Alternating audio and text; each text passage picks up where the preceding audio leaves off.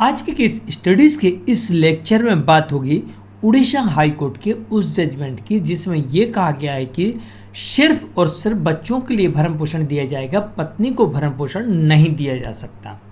तो क्या ऐसा भी आदेश हो सकता है कि जिसमें कोर्ट ये कहे कि पत्नी को भी भरण पोषण नहीं दिया सकता और बच्चों को भी भरण पोषण नहीं दिया जा सकता?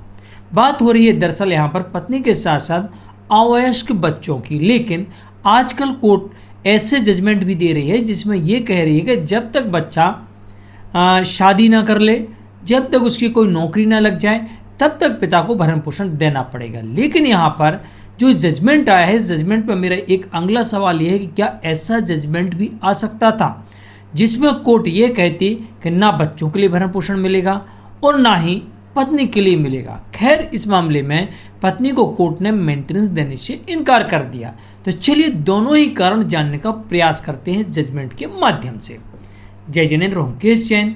वीडियो को लाइक और शेयर कर दीजिए और इस तरह के जजमेंट्स का पैकेज पाने के लिए जिसमें लगभग आपको 200 जजमेंट्स मिलते हैं या अन्य किसी जानकारी के लिए दिए गए नंबर पर आप हमें संपर्क कर सकते हैं। तो चलिए शुरुआत करते हैं। दरअसल यहाँ पर यह कहा गया है इस केस में कि जहाँ की पत्नी ने स्वयं के लिए 5 वर्ष के शिशु के लिए और अपने लिए भरण पोषण की डिमांड की थी।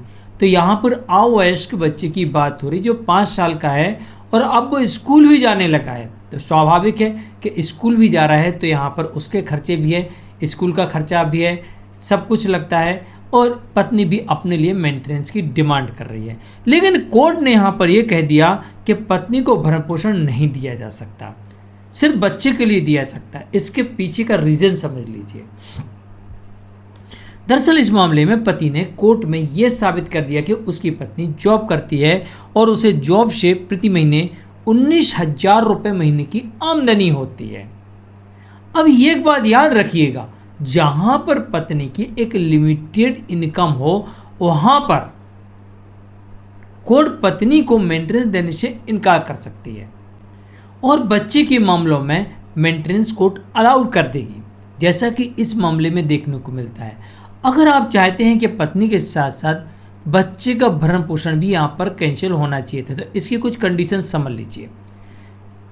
जहाँ पर पत्नी का मेंटेनेंस बंद होता है या कोर्ट नहीं देती है, डिसमिस कर देती है, पहली कंडीशन होती है पत्नी की इनकम कोर्ट में साबित हो चुकी है।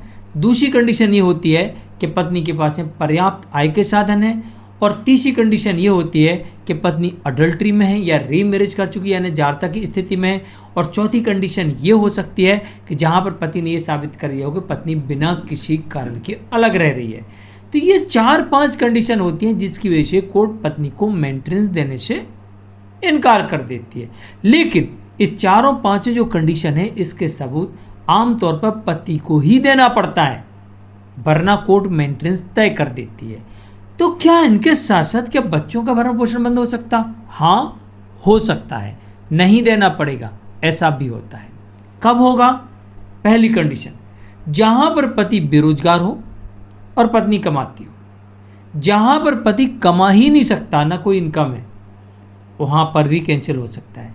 जहाँ पर पत्नी की इनकम पति की आय से अधिक है, जहाँ पर पति की इनकम तो है पर खर्चे बहुत हैं और उसका सबूत कोर्ट के सामने दे दिया। अब कोर्ट ये नहीं कह सकती कि भाई साहब ये खर्चा आप मत करो। तो वहाँ पर पत्नी की इनकम देखकर कोर्ट बच्चे का मेंटेनेंस भी डिसमिस कर सकती है।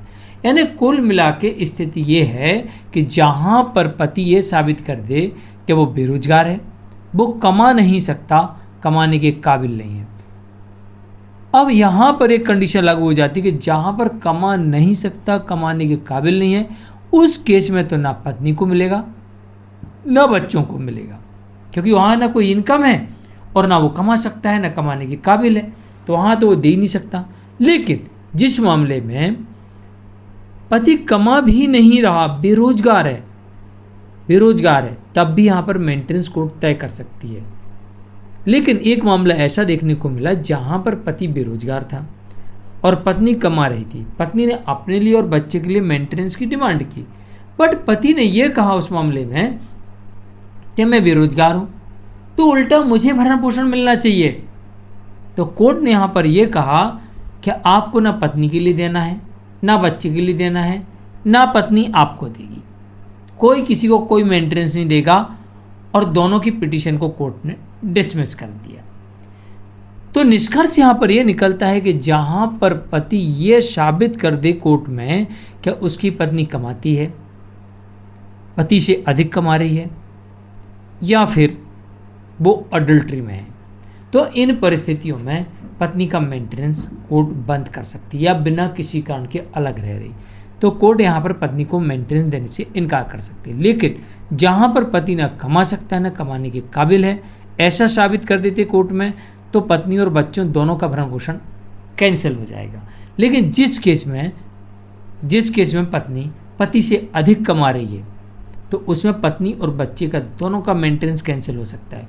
और जिस केस में पति बेरोजगार है और पत्नी कमा रही है, भलाई पर्याप्त ना हो, तब भी यहाँ पर पत्नी और बच्चे का मेंटेनेंस बंद हो सकता है। या पति बेरोजगार है उस परिस्थिति में भी, या फिर पत्नी अडल्ट्री में है या रीमैरिज कर चुकी है, बिना किसी कारण के अलग रह रही है, ये साबित होने पर सिर्फ और सिर्फ पत्नी का मेंटेनेंस कैंसिल हो सकता है।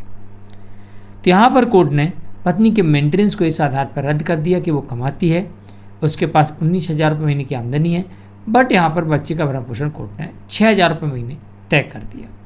जजमेंट आता है उड़ीसा हाई कोर्ट की तरफ से। यानी कुल मिलाकर मेंटेनेंस के आदेश में तथ्यों और परिस्थितियों के आधार पर कोर्ट आदेश करती है। मैं मुकेश जैन, आज के लिए इतना ही। नमस्कार।